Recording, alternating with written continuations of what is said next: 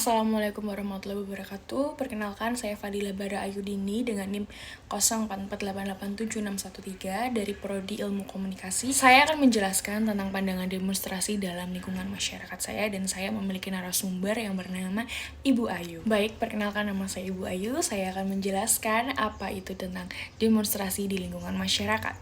Kesadaran demokrasi adalah pemahaman dan penghargaan terhadap demokrasi serta keinginan untuk berpartisipasi dalam proses demokrasi. Beberapa aspek penting diantaranya: 1. Pemahaman hak dan kewajiban. Kesadaran demokrasi berarti memahami juga tentang kebebasan berpendapat, hak memilih, dan hak mendapatkan informasi.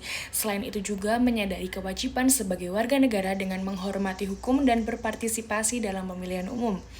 2. Partisipasi aktif. Aktif dalam proses politik, mengikuti pemilihan, bergabung dalam diskusi publik.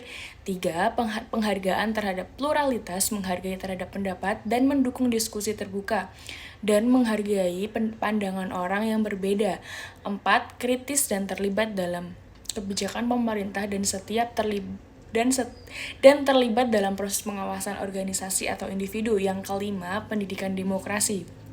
Kesadaran demokrasi seringkali dibentuk melalui pendidikan baik formal maupun informal. Pendidikan yang mengajarkan tentang prinsip-prinsip demokrasi, sejarah politik, dan keterampilan berpikir kritis sangat penting dalam mengembangkan kesadaran ini. Jadi, menurut Anda, apakah kesadaran demokrasi yang terjadi di Indonesia? Menurut saya, salah satu contoh kasus kesadaran demokrasi yang terjadi di Indonesia yaitu gerakan reformasi di Indonesia tahun 98, dan pada akhir tahun 90-an Indonesia mengalami gerakan reformasi yang sangat besar yang dipicu oleh kesadaran masyarakat Indonesia akan demokrasi setelah bertahun-tahun di bawah pemerintahan otoriter.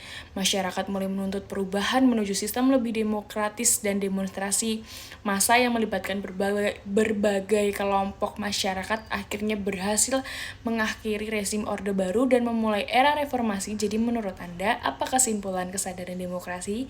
Jadi kesimpulannya menurut saya, kesadaran demokrasi adalah fondasi penting bagi kelangsungan dan kemajuan sistem demokrasi ketika masyarakat memiliki pemahaman yang kuat tentang hak dan kewajiban, serta berpartisipasi aktif dalam proses politik. Demokrasi menjadi lebih hidup dan responsif terhadap kebutuhan masyarakat.